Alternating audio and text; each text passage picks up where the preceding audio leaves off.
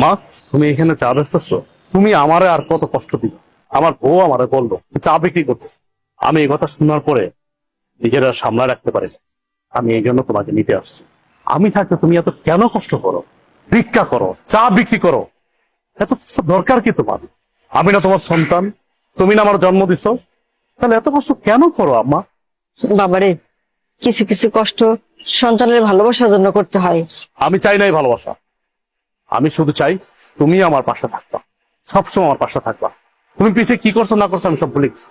তুমি আমাকে মাফ করে এখন তুমি আমার সাথে চলো, আমার বাসায় থাকবা, চলো। না বাবা, আমি তো তোর আগেই কইছি আমি যাব না। আমি চাই না তোর সংসার অশান্তি হোক, তোরা ভালো থাক, এটাই আমি চাই। তুমি এটা কেমন কথা বলতেছো?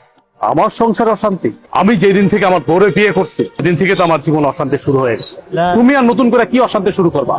অথচ দেখো, আমার বাড়িতে থাকার কথা তোমার, অথচ তুমি না থেকে আমার শ্বশুর থাকছে। শ্বশুর থাকতেছে নন স্টপ, দিনের পরে দিন, রাতের পরে রাত, ভালো মন্দ খাইতেছে, ঘুমাইতেছে, ফিরতেছে। অথচ তুমি রাস্তা রাস্তা ভিক্ষা করতেছো, চা বিক্রি করতেছো। খারাপ লাগে না আমার? আমার তো খারাপ লাগে। তোমার তো ন্যূনতম কমন সেন্স টুকু আছে, অথচ আমার শ্বশুরের কোনো কমন সেন্স নেই। আমার বোর কাছে আমার শ্বশুরই সব। যাই হোক মা, আমি তোমার এত কথা বলতে পারতেছি না, এখন কোনো কথা আমি শুনবো না তোমার। তোমার এই চার ব্যবসা রাইখা এখন আমার সাথে তুমি চলো। চলো, এখন থেকে তুমি এই বাড়িতেই থাকবা। তুমি এত কিছুর পরেও সেই তোমার মাকে বাড়িতে নিয়ে এসছো, আমাকে তোয়াক্কা করে তুমি তোমার মাকে নিয়ে আসছো। তোমাকে কি তোয়াক্কা করবো? কি তোয়াক্কা করবো তোমাকে? আমি এই সংসারটা চালাই, আমি ইনকাম করি, আমি পাঁচতলায় বসে এসির বাতাস খাবো, আর আমার মা রাস্তা রাস্তা চা বিক্রি করবে, ভিক্ষা করবে, সে গাছের নিচে থাকবে। দেখো, এই সংসারটা আমার, এই সংসারটা আমি মেনটেন করি, তাই আমি যা বলবো তাই হবে। আমি তোমার মাকে নিয়ে থাকবো না এই বাড়িতে। কে কার সাথে থাকবে বা না থাকবে এটা একান্তই ডিসাইড করব আমি। তুমি ডিসাইড করার কে? কে তুমি? কে তুমি বলো?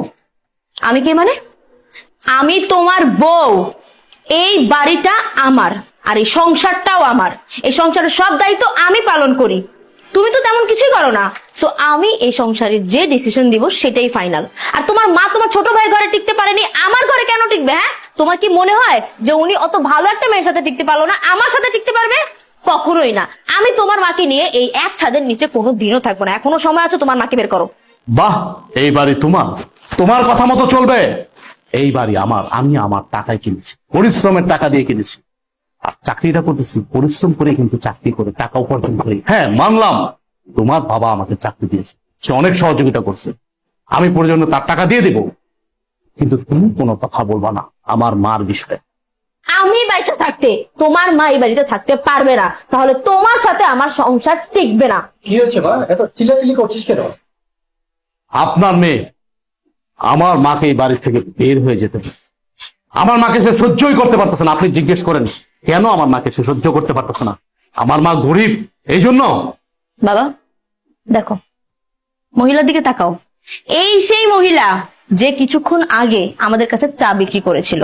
আর উনি আমাদের কাছ থেকে টাকা কেন নেয়নি জানো? কারণ উনি আমার আদরের শাশুড়ি, আমার এই হাজবেন্ডের একমাত্র মা, ফকিন্নি মা, যার কারণে আমাদের কাছ থেকে টাকাটা তখন নেয়নি সে।